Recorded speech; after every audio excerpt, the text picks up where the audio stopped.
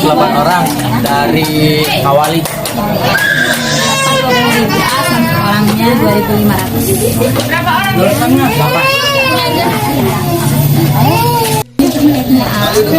2.500.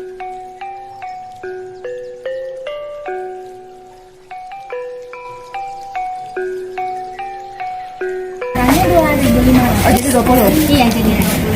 Orangnya 2.500 kan, Bu?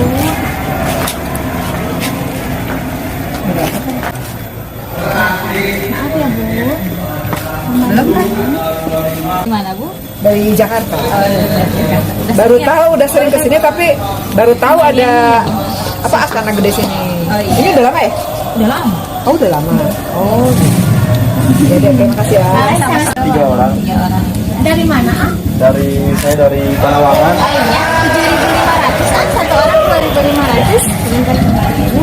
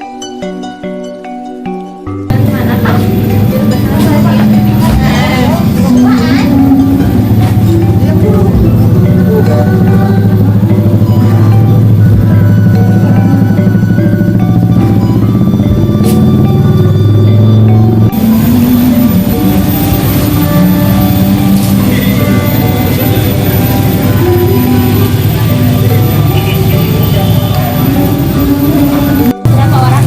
2 orang Dari mana? dari Panjangan. Oh, boleh.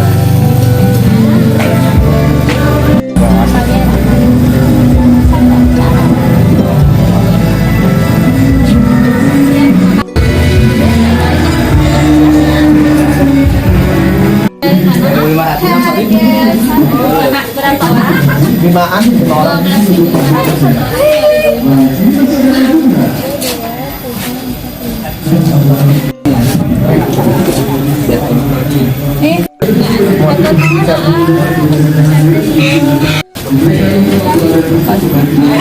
Diisi di sini satu. 5.000 rupiah satu orang. Orang aja ini semua, Bapak. Assalamualaikum warahmatullahi wabarakatuh. Minal aidin wal faizin. Mohon maaf lahir dan batin. Perkenalkan, nama saya Dian Nurdianti, asal dari Dusun Purwasari, Kecamatan Kawali. Perkenalkan, saya di sini juga sebagai pemungut retribusi situs Astana Gede Kawali. Hari ini situs Astana Gede Kawali memasuki H+5 Hari Raya Idul Fitri 1443 Hijriah. Situs Astana Gede Kawali berada di Dusun Imrayasa, Desa Kawali, Kecamatan Kawali, Kabupaten Ciamis. Dari wisatawan atau pengunjung yang datang ke situs Astana Gede Kawali untuk tahun 2022 ada peningkatan dari tahun 2021. Alhamdulillah, semenjak Covid berakhir, wisatawan atau pengunjung yang datang ke situs Astana Gede Kawali ada peningkatan, khususnya dari yang luar kota dan dalam kota juga ada yang kesini dan berziarah karena merasa Covid sudah turun atau sudah hilang.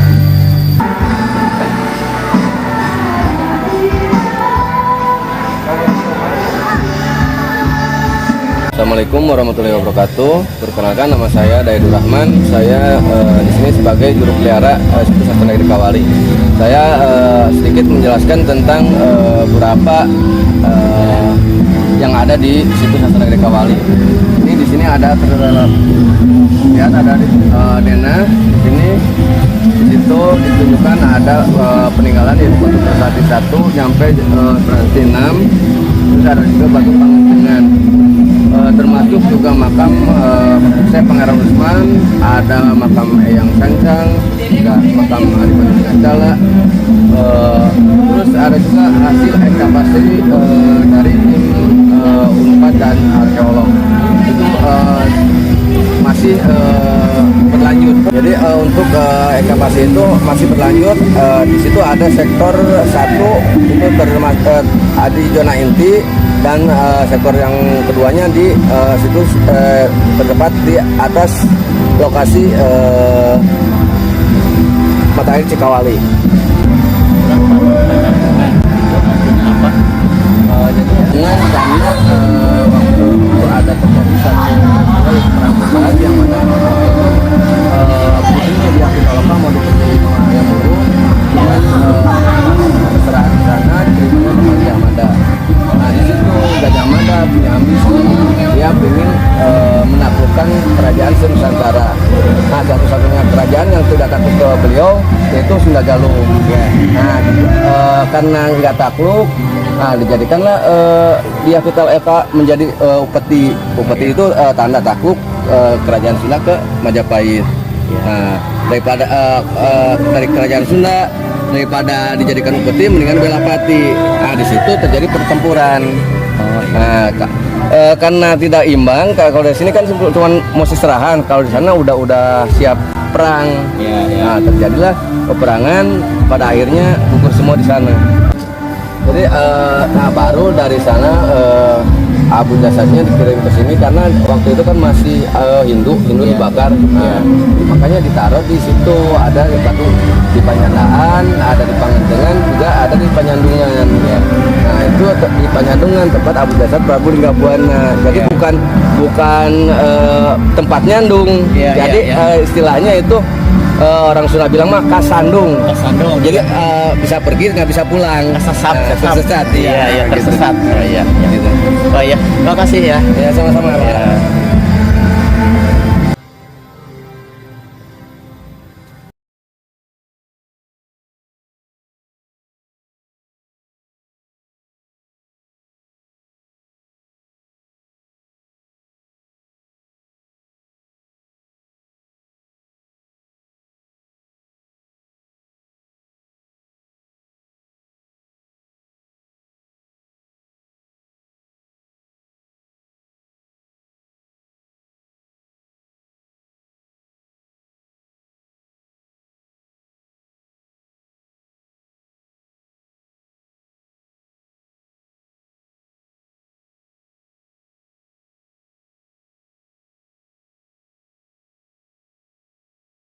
Kalau ini namanya batu Panyandungan atau Prasasti 3.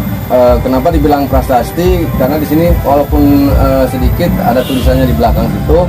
Ini tempat disemayamkannya abu jasad Prabu Linggabuana. Sama ini sama yang tadi putrinya Dewi Pitaloka.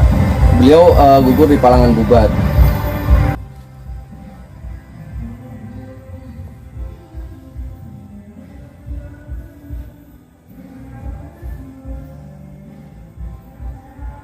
Ini namanya batu Panyandaan, yang mana di sini tempat disemayamkannya abu jasad Permaisuri Dewi Rarisi, ibunya dari Dia Pitaloka, sama satu keluarga di sini. Beliau meninggal di Palangan Bubat.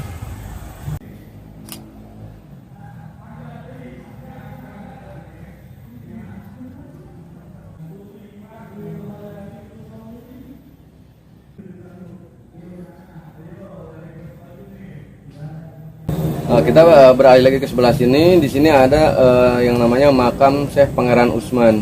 Jadi beliau utusan dari Kesultanan Cirebon, bisa dibilang orang yang pertama mengislamkan Kawali setelah kerajaan pindah ke Bogor. Karena waktu itu kan kerajaan Sunda Galuh terbagi menjadi dua, menjadi Galuh Pakuan sama Sunda Pakuan. Galuh Pakuan tetap di Kawali, Sunda Pakuannya di Bogor. Karena mungkin ada perselisihan paham, maka disatukan lagi sama Prabu Siliwangi. Nah di situ Prabu Siliwangi membawa kerajaan Galuh Pakuan ke Sunda Pakuan di Bogor, disatukan lagi di sana menjadi Pajajaran. Otomatis di Kawali ada kekosongan, dimanfaatkan sama Kesultanan Cirebon. Beliau mengutus Syekh Pangeran Usman sama dalam Adipati Singacala yang sebelah sana itu.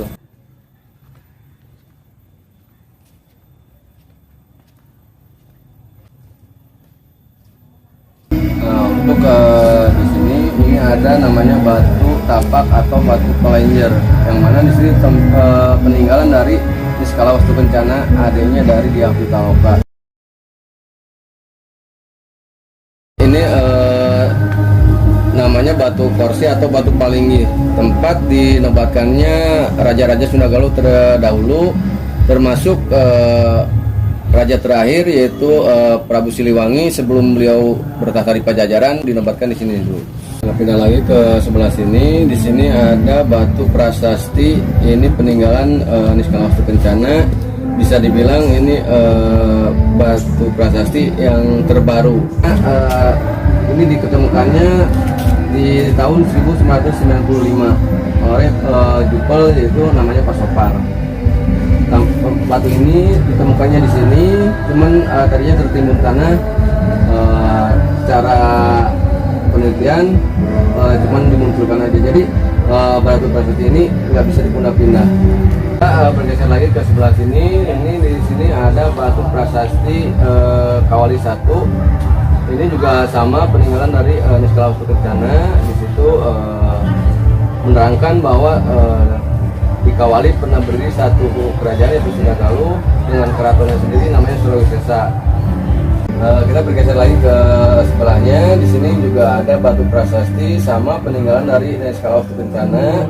Disebutnya ini batu prasasti Kawali 2, yang mana di dalamnya itu berupa amanat dari beliau untuk kita yang sekarang dan mungkin untuk yang kedepannya lagi. Di situ ada tulisan semoga ada yang kemudian mengisi negeri Kawali dengan kebahagiaan sambil membiasakan diri berbuat kesejahteraan sejati agar unggul dalam perang.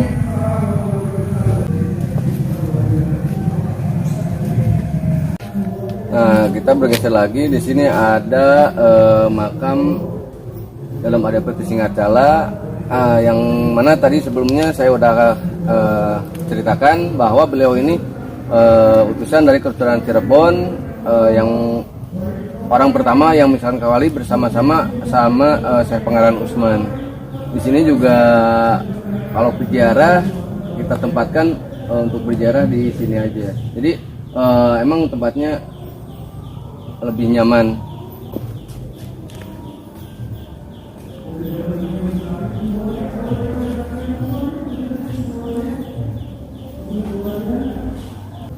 Jadi ini makamnya dalam Adipati Singacala seperti ini. Di sini juga ada acara rutin tiap tahun, yaitu tradisi ziarah Bupati Ciamis ke Astana Gede Kawali, dan beliau berziarah ke makam ini. Itu beliau berziarah ke makam Adipati Singacala dan ditempatkan di sini. Udah berapa, 36 tahun lah ninggalin Kawali, dan ningali sejarah hoyong terang kita turunan abdi, hoyong terang cerita Astana Gede gitu kan. Makam dalam Adipati Singacala, yang mana ini beliau ini utusan dari Kesultanan Cirebon. Beliau diutus dari Kesultanan Cirebon untuk menyelamkan Kawali setelah kerajaan pindah ke Bogor. Beliau diutus bareng-bareng sama ada Pangeran Usman. Kalau kita mau berziarah biasanya ditempatkan di sini, Pak. Mungkin itu tadi penjelasan dari saya, kurang lebihnya mohon maaf. Mungkin itu pun versi yang saya ketahui. Mungkin di luar sana masih banyak versi yang lain. Mudah-mudahan sedikit penjelasan bisa menjadi sedikit informasi tentang situs Astana Gede Kawali. Terima kasih kepada para pengunjung dari segala penjuru. Taqabbalallahu minna wa minkum, syamana wa syamakum, minal aidin wal faidin. Selamat Hari Raya Idul Fitri 1443 Hijriah. Mohon maaf lahir batin. Wassalamualaikum warahmatullahi wabarakatuh.